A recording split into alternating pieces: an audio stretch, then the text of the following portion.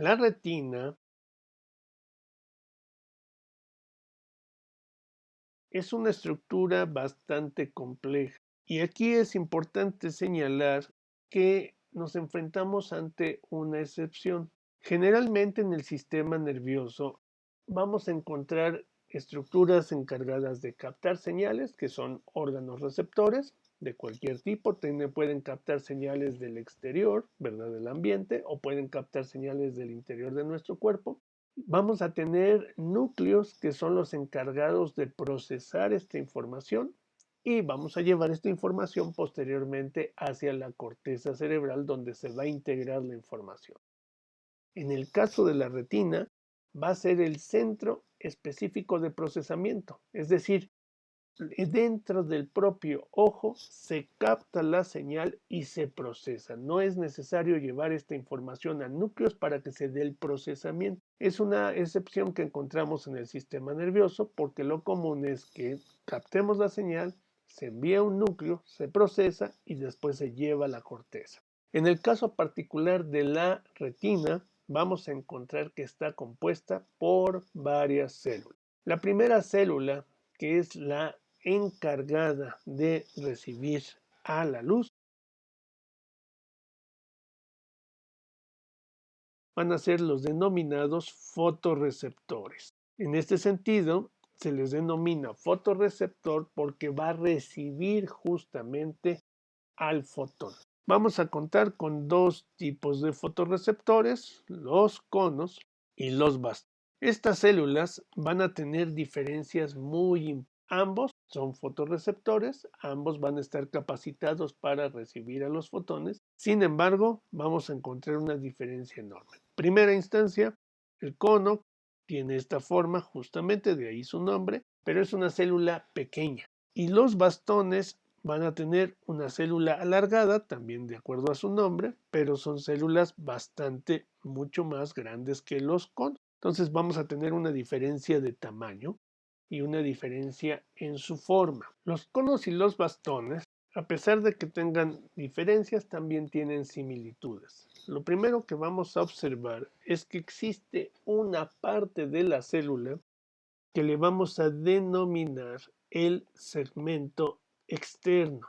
El segmento externo corresponde a una parte de conos y bastones que se caracterizan por la presencia de una serie de discos apilados a todo lo largo de esta estructura.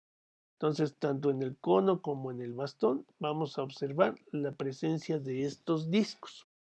Entonces, los discos de los fotorreceptores se encuentran justamente en esta región del segmento externo. Y esta parte del fotorreceptor, esta parte de la célula, es extraordinariamente importante porque es el sitio donde vamos a llevar a cabo la transducción de la señal. Ahora, aquí el punto más importante es que cada uno de estos discos que se encontraban en el segmento externo va a tener incorporado justo en el disco una sustancia que es la sustancia determinante para llevar a cabo el proceso, que es la rodopsina. Entonces, en los discos del segmento externo, recordemos, teníamos nuestra célula, en este caso un cono, tenemos aquí toda la serie de discos. Si nosotros observamos uno de estos discos, observaremos que está formado por membrana celular, una membrana celular común y corriente, y que vamos a tener incorporado en esta parte a la rodopsina. La rodopsina va a ser la sustancia que va a promover la transducción de la señal. Aquí vamos a decir dos cosas. Esta sustancia es un derivado de la vitamina A. Por lo tanto, cuando contamos con deficiencias de vitamina A, podemos tener problemas de visión. No va a haber una ausencia total de la visión. Sin embargo, puede verse disminuida la cantidad de rodopsina y al disminuirse esta cantidad podemos tener una situación que ante la baja de cantidad de fotones, es decir, cuando hay poca luz, no podamos percibir. Entonces la deficiencia de vitamina A nos lleva a la ceguera nocturna. El sujeto durante el día puede ver más o menos bien, pero en el momento que empieza la penumbra o el oscurecer y ya hay pocos fotones, puede presentarse una ceguera.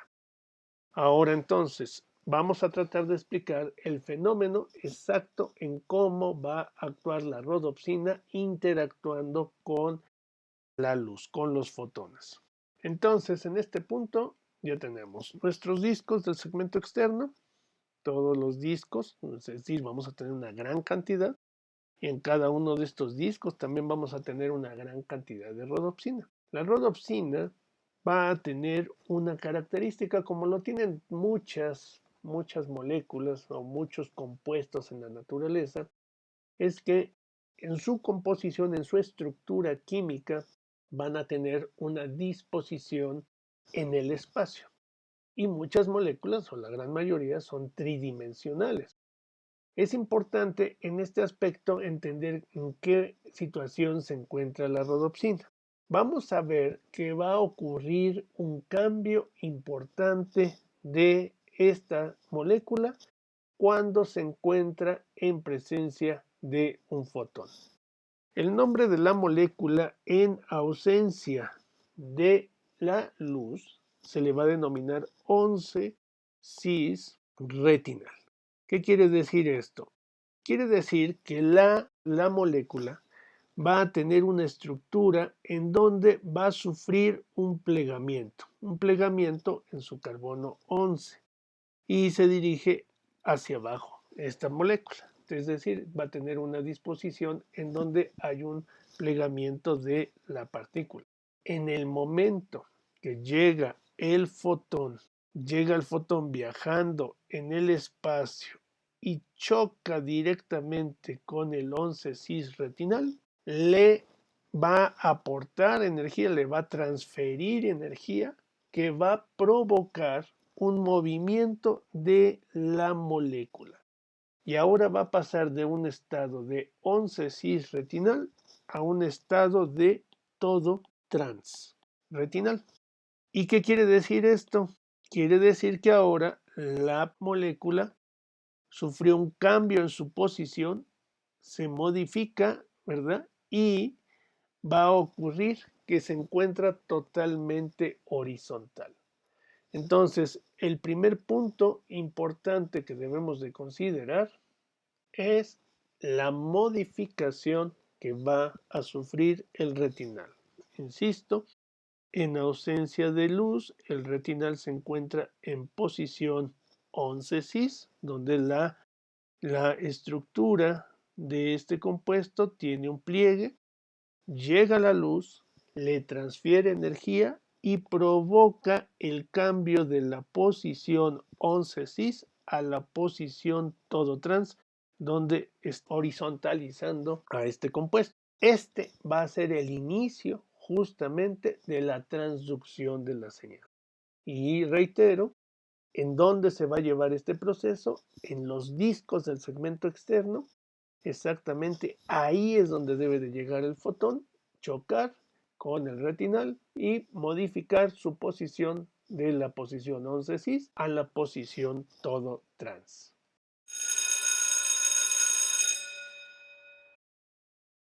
Para poder explicar qué es lo que va a ocurrir, necesitamos hacer un apunte que es extraordinariamente importante para este concepto.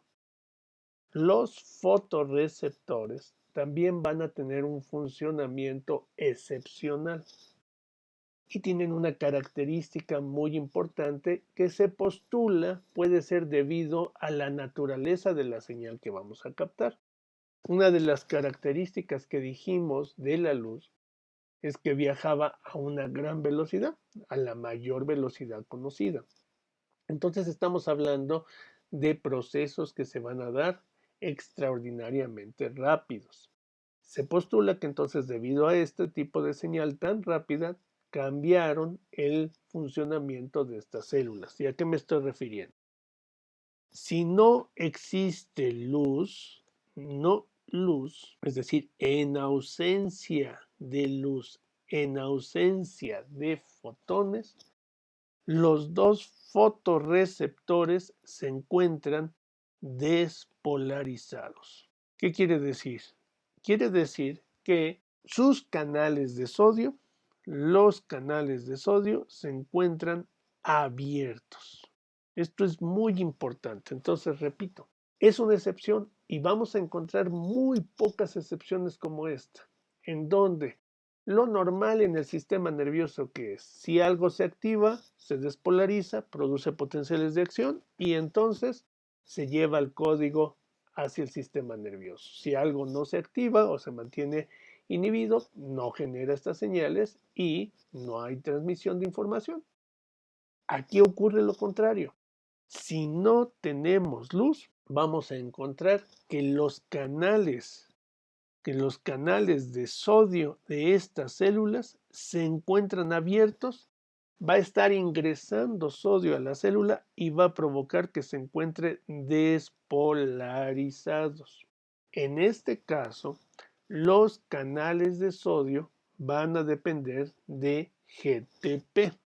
Y esto es bien importante porque la producción de GTP en ausencia de luz es alta. Ahora, caso contrario, en el momento que llega la luz, en el momento que incide la luz, choca con la rodopsina, hace que cambie de la posición cis a la posición trans. ¿Qué es lo que va a ocurrir?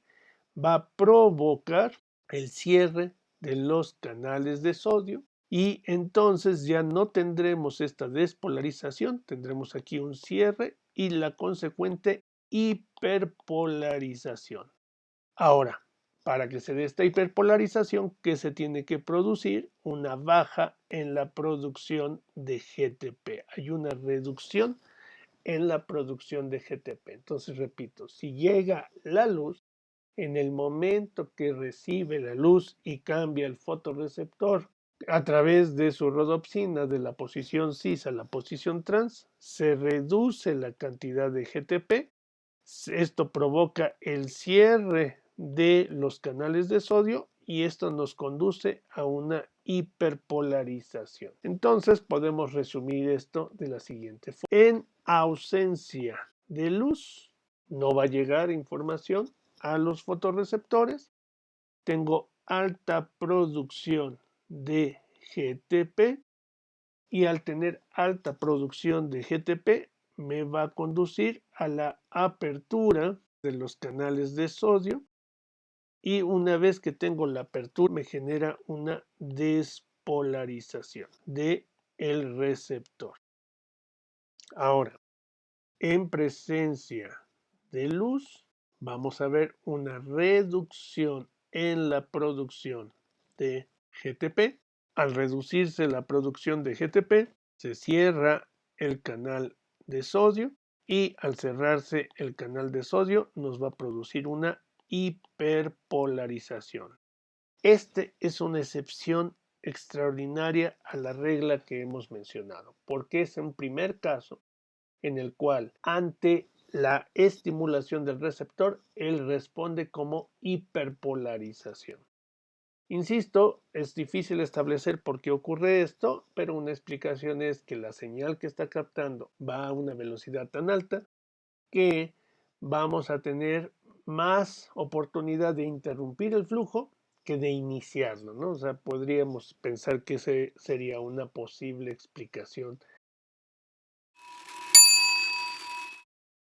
Ahora, vamos a encontrar que los receptores, tanto los conos como los bastones, van a tener características específicas. Lo primero que vamos a mencionar es que los conos son las células especializadas para captar diferentes frecuencias de luz. Entonces nos van a producir lo que conocemos como la visión policromática. Y los bastones van a estar especializados para captar todo el espectro de luz.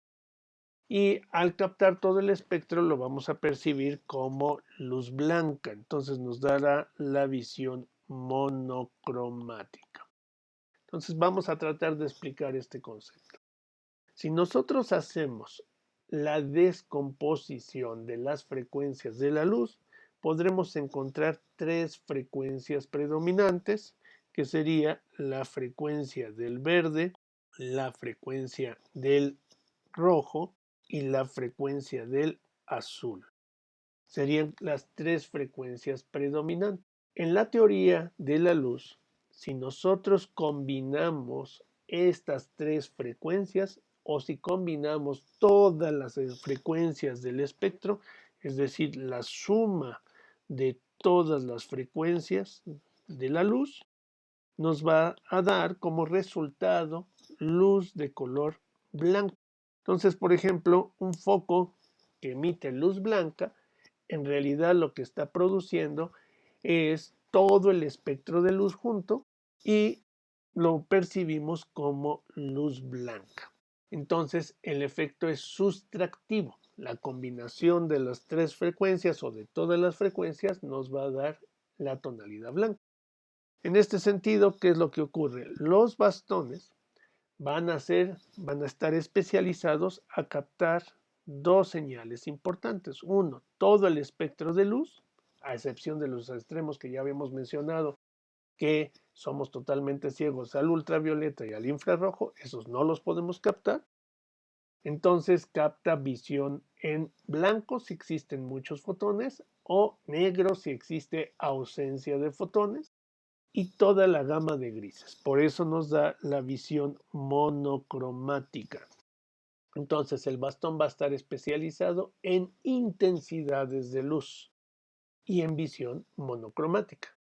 Por el otro lado, los conos van a estar especializados para poder captar uno de cada estas tres frecuencias predominantes. Entonces, en realidad, vamos a contar con tres tipos de conos.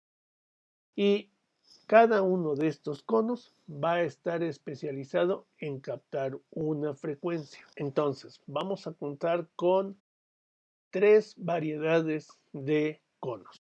Un tipo de cono va a estar especializado en captar la frecuencia que da el color rojo. Otro tipo de cono va a estar especializado en captar la frecuencia que nos da el color azul. Y por último, un tercer tipo de cono nos va a dar la especificidad para captar únicamente el verde. Entonces, gracias a estos tres y la combinación que se puede dar entre ellos, nosotros vamos a tener la capacidad de la visión policromática. Ahora la pregunta es, ¿por qué los conos tienen esta especificidad?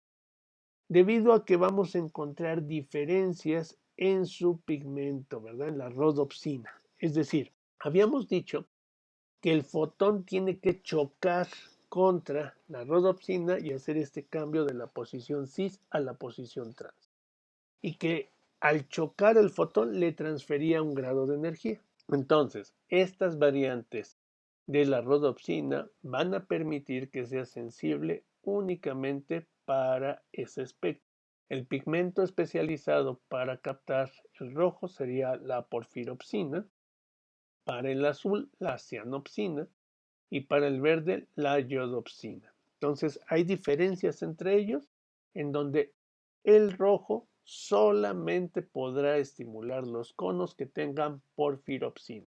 En la frecuencia que vienen los fotones en el espectro azul solamente podrán estimular a la cianopsina y la frecuencia del verde solamente podrá estimular los conos que tienen la iodopsina. Entonces son específicos.